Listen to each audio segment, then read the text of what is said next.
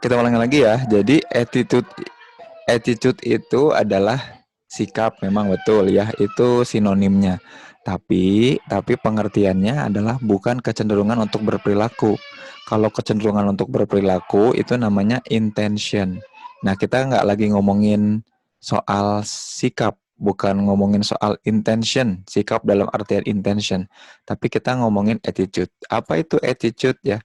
Attitude itu adalah ini, positive or negative evaluation of an object. Jadi ketika kita mengevaluasi sebuah objek dan ngasih valensi, apa itu valensi? Positif atau negatif ya. Itu namanya attitude gitu. Itu namanya bersikap. Jadi sikap itu bukan kecenderungan untuk berperilaku. Kalau kecenderungan untuk berperilaku itu namanya intention. Tapi attitude itu adalah positif atau negatif. Jadi evaluasi kita terhadap objek positif atau negatif. Contohnya misalkan objeknya adalah donat. Kita positif atau negatif terhadap donat. Kita suka nggak sama donat? Suka. Oke, kalau suka berarti sikapnya attitude toward donat adalah positif gitu. Kalau objeknya misalkan Jokowi gitu. Gimana evaluasi kita terhadap Jokowi, sikap kita terhadap Jokowi? Kalau positif berarti sikapnya positif kayak gitu ya. Nah, itu adalah attitude. Jadi kita bahas attitude di kesempatan kali ini adalah bagaimana evaluasi kita terhadap objek. Jadi kalau teman-teman nih harusnya mulai ada di kepala teman-teman konsep ini. Jadi sikap itu bukan kecenderungan kita untuk berperilaku, no, tapi evaluasi terhadap objek, apakah evaluasi itu positif atau negatif ya, atau terhadap dualitas lain ya. Dualitas itu misalkan suka apa enggak, senang apa enggak gitu ya, positif atau negatif. Jadi ada valensinya. Evaluasi kita terhadap objek yang biasanya isi evaluasinya hasilnya adalah dalam bentuk dualitas. Apakah positif atau negatif dan lain sebagainya, itu attitude ya. Nah, bedanya attitude sama belief apa? Nah, kalau belief, an estimate of the probability that something is true. Jadi sebuah perkiraan terhadap kemungkinan sesuatu itu benar adanya. Saya yakin bahwa saya ganteng. I believe I'm handsome gitu ya. Oh, jadi perkiraan yang kita punya bahwa muka saya cakep ini benar. Nah, belief ini kan belum tentu benar buat orang lain atau belum tentu benar di dunia nyata, ya. Nah, itu masih belief karena masih apa namanya? Masih sesuatu estimate, estimasi yang belum tentu, masih probabilitas, belum tentu betul, belum tentu benar gitu, teman-teman. Bentar, saya cek dulu. Itu belief ya, itu namanya belief. Nah, selanjutnya adalah eh, attitude. Jadi kita harus bedain antara attitude sama belief ya.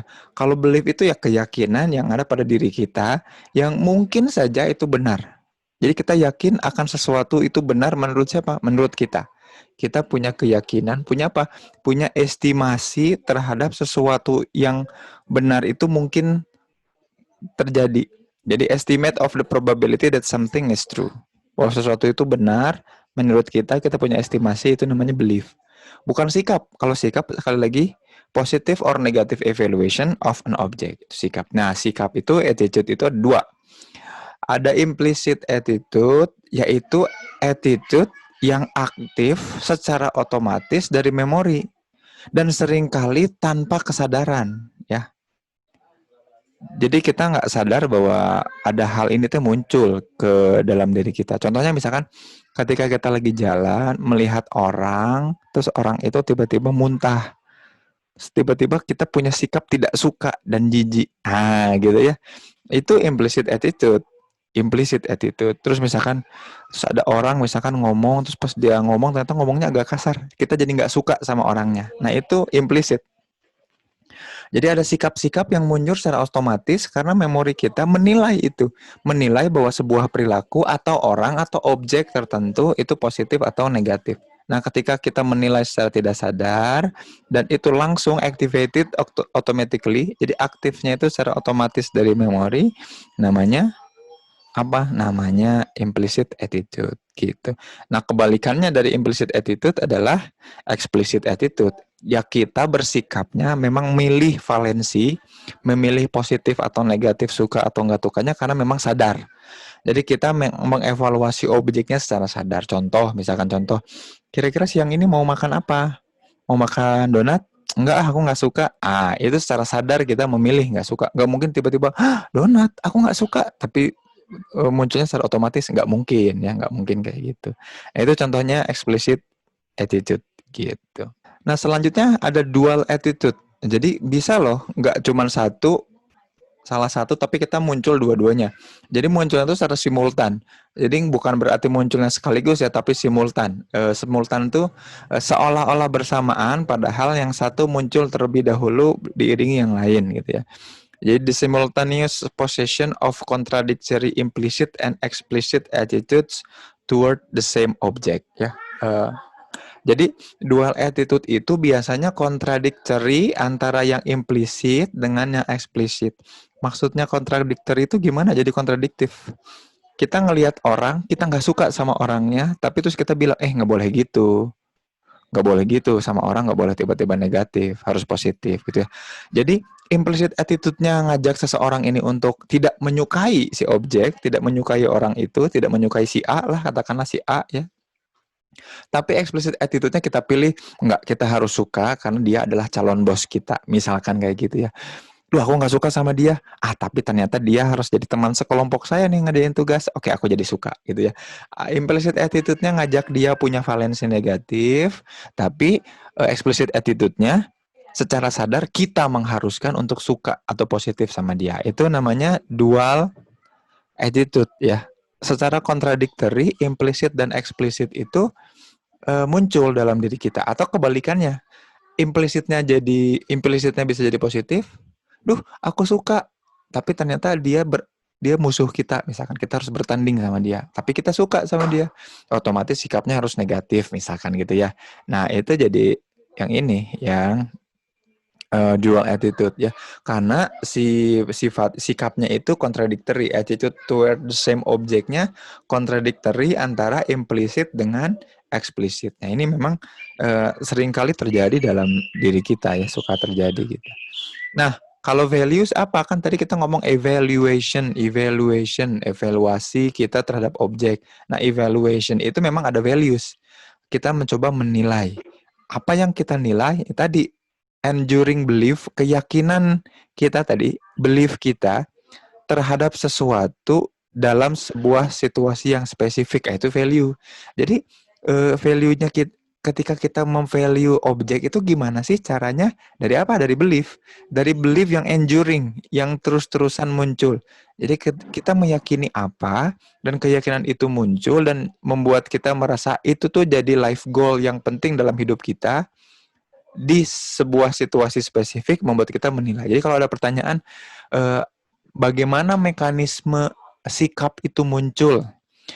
Kenapa sih kita suka atau tidak suka, atau positif atau negatif terhadap objek tertentu? Dari mana awalnya? Yaitu atau bergantung pada apa? Bergantung dari belief. Dari belief yang kita bangun tadi. Tadi kalau dibahas ya belief itu di sini nih. Nah, dari sini justru melahirkan value. Cara kita mengevaluation objek itu dari belief-nya. Gitu, dari belief-nya. Itu dual attitude ya. Nah, itu sudah values. Nah, selain dari values-nya, yang selanjutnya adalah dari mere exposure effect. Apa itu mere exposure effect? Sering dipapar sama hal apa? Nah, itu pentingnya. Kita sering dipapar oleh hal apa?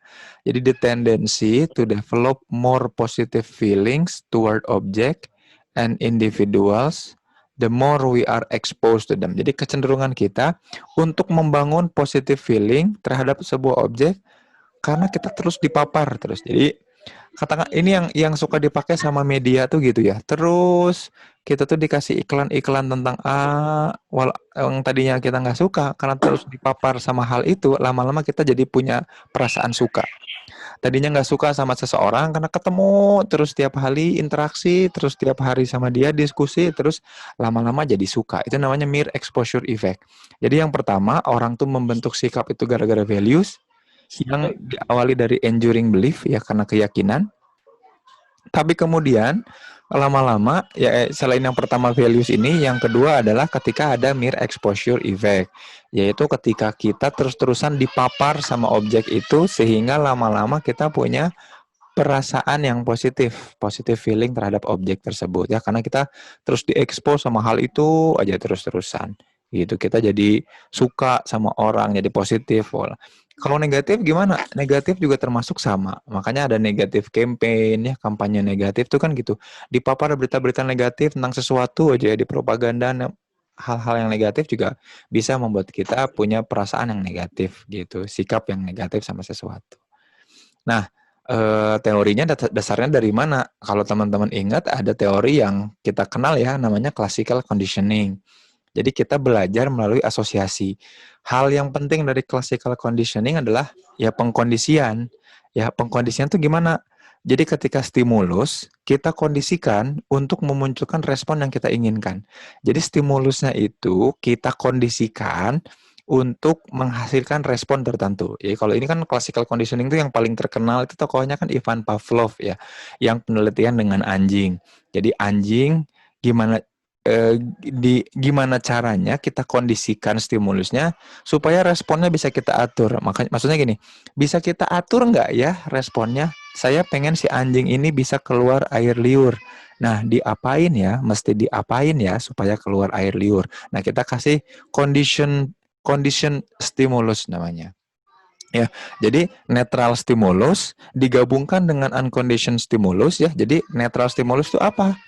Bunyi bel kan netral tuh, anjing nggak dengar bel ya biasa aja nggak dengar bel, tapi digabungkan, dipasangkan, dipadankan dengan unconditioned stimulus, stimulus yang memang seharusnya yang sewajarnya akan memunculkan naturally produce emotional response, yaitu apa? Yang itu apa?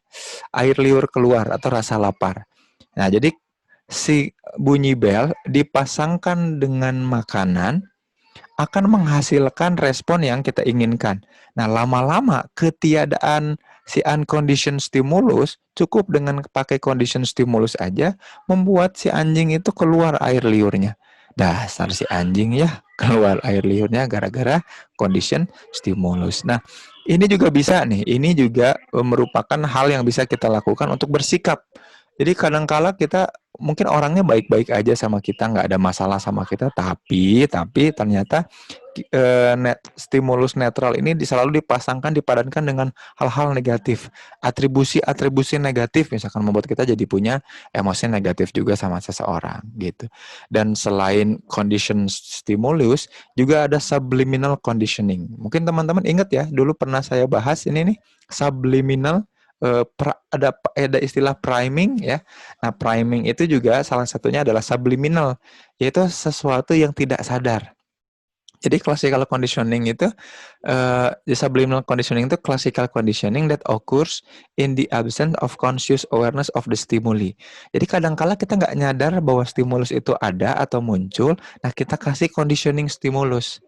Jadi kita nggak sadar bahwa dikasih stimulus-stimulus tidak langsung dan membuat kita akhirnya merespon sesuai dengan conditioning stimulus itu. Namanya subliminal. Secara halus, pelan-pelan, tanpa disadari, kita suka dikasih conditional stimulus. Sehingga ketika dihilangkan stimulusnya, kita hilang.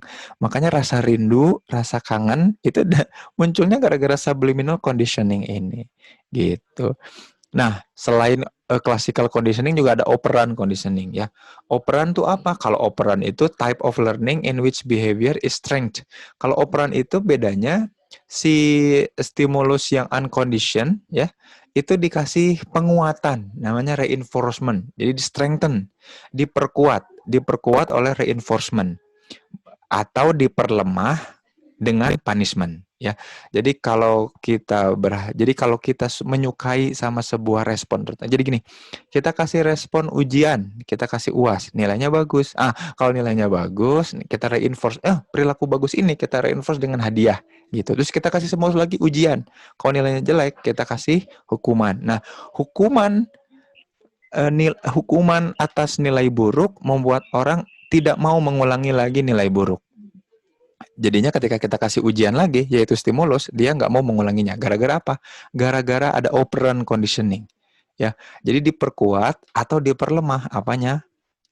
Si output atau si respon gara-gara stimulusnya. Jadi ini kebalikannya. Jadi kalau classical conditioning itu bersamaan ya, tadi kata-kata kuncinya di pair, dipasangkan.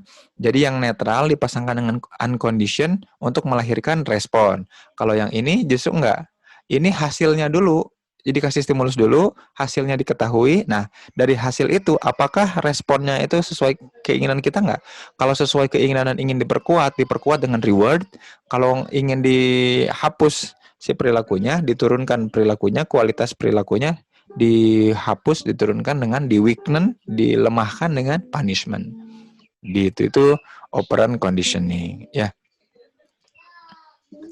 Nah, ada juga yang namanya self-perception theory ya. Self-perception theory itu the theory that we often infer our internal state such as our attitude by observing our behavior. Jadi self-perception theory itu teori di mana kita sering mengambil kesimpulan terhadap our internal state itu dari sikap kita by observing our behavior ya. Oke, jadi itu namanya self-perception theory. Oh, ada muncul lagi ya. Self-perception theory, teori di mana kita seringkali mengambil kesimpulan dari internal states. Namanya attitudes by observing our behavior. Ya. Nah, ada namanya self-perception theory. Jadi kita memandang diri kita benar dengan cara apa? Mengambil referensi dari sikap kita. Jadi jadi gini, kalau kita punya sikap negatif sama Jokowi misalkan, maka apapun kebijakan dia, ya akan pakai teorinya kita gitu. Mau dia benar, kalau udah punya sikap salah, jadinya salah gitu. Kalau dia ternyata salah, kalaupun kita mau, tapi kita udah punya sikap yang benar, sikap yang positif terhadap dia, jadinya benar. Gitu. Itu self-perception theory ya, teori yang membuat kita mengambil kesimpulan berdasarkan our internal state. Ya. Dari mana? Dari attitude contohnya. Dengan cara apa? Observing our behavior sejauh ini gimana. Gitu. Nah, ada juga teori namanya functional approach ya. Jadi attitude theories that emphasize that people develop and change their attitude based on the degree to which they satisfy different psychological needs. Jadi sikap itu ternyata kadang-kadang bisa positif atau negatif. Kalau tadi menjadi referensi untuk membenarkan sesuatu, jadi kita pengen tahu nih, initial attitude kita gimana? Sikap kita gimana? Kita bertindak sesuai sikap itu ya. Jadi referensi itu si sikap tuh. Tapi yang selanjutnya, kita justru lebih labil sikapnya bergantung dari kebutuhan. Kalau lagi butuh jadi positif, kalau lagi nggak butuh jadi negatif. Namanya functional approach ya. Yang penting memuaskan psychological needs kita. Ya kalau kita butuh ya kita jadi positif. Kalau kita nggak butuh, pengen jauh, jadi punya sikap yang negatif gitu. Nah, ada apa aja di functional approach ya? Biasanya function apa yang kita puaskan di sikap itu? Yang pertama utilitarian. Bisa kepake nggak nih? Gitu. Yang ini tuh bisa membuat saya, ini tuh sumber dayanya bisa aku optimalkan, bisa aku gunakan nggak? Namanya utilitarian function ya. Apakah hal-hal tertentu dari seseorang bisa kita optimalkan nggak? Bisa kita gunakan nggak resource-nya? Dia punya motor, bisa aku pakai nggak motornya? Oh bisa, kalau bisa aku sikapnya sama dia positif kayak gitu contohnya. Aku nggak punya laptop nih, pengen minjem laptop dia. Boleh nggak ya? Oke, kalau ternyata bisa dan boleh, berarti sikap kita terhadap dia jadi positif. Itu namanya utilitarian function. Yang kedua, knowledge function. Kita dapat pengetahuan nggak dari sesuatu ketika bersikap itu. Kalau dengan sikap positif ini saya, dengan dosen misalkan, supaya saya dapat nilai, supaya dapat pengetahuan, maka saya harus punya sikap positif sama dosen, sama guru gitu. Ego defensive function itu kalau kita membandingkan sama orang terus, aku gimana nih? Masa dia kayak begitu aku enggak? Sikap kita sama dia negatif gitu. Nih, adik kelas rese banget sih. Itu kan ego defensif ya. Jadi kita punya sikap dengan fungsi, salah satu fungsinya untuk memuaskan ego kita. Yang terakhir adalah value ekspresif. Kita pengen pengen memunculkan sikap itu karena kita pengen mengekspresikan nilai kita. Saya nggak suka nih, kok ada undang-undang seperti ini. Saya sikapnya negatif sama Omnibus Law, misalkan gitu. Karena kita punya value yang pengen diekspresikan value-nya. Saya nggak suka sama undang-undang Omnibus Law ini. Saya nggak setuju karena dia bisa bla bla bla bla meningkatkan privilege orang-orang kaya gitu. Sikap saya negatif. Nah, sikap ini muncul dari mana? Sebagai fungsi apa? Sebagai fungsi mengekspresikan value saya, mengekspresikan nilai saya, gitu. Sikap saya negatif, terhadap dia, aku nggak mau milih dia untuk jadi ketua BEM. Kenapa? Karena sikap negatif ini muncul bukan karena dianya, bukan nggak suka sama dianya, tapi sebagai ekspresi nilai saya bahwa saya punya nilai yang tidak direpresentasikan terhadap dia, gitu. Itu fungsional approach. Nah, ini ada salah satu cara untuk meneliti sikap ya, ini attitude. Itu biasanya masuk dalam sebuah model. Ini sering banget dipakai di skripsi, disertasi ataupun tesis. Namanya theory of planned behavior. Kalau di Unjani ini yang paling anak bimbingan yang paling sering make teori ini itu biasanya anak bimbingannya Pak Amir ya. Saya beberapa kali nguji itu pakai ini. Juga Bu Litra ya. Tapi memang teori plan of behavior ini jadi kalau perilaku tertentu muncul, kira-kira attitude-nya apa, normanya gimana, bisa nggak dikontrol sama dia, terus akan meningkatkan intention. Nah, kecenderungan untuk berperilaku ini namanya intention. Baru dia bisa muncul jadi perilaku atau behavior. Gitu, teman-teman. Ya, sampai sini ada yang mau ditanyakan, dikomentari? Ini ada kisah seru ya soal itu, tapi kita akan bahas di lain kesempatan. Oke, kalau aman mari kita akhiri. Sampai jumpa di hari insya Allah hari Rabu. Saya tutup ya. Wassalamualaikum warahmatullahi wabarakatuh.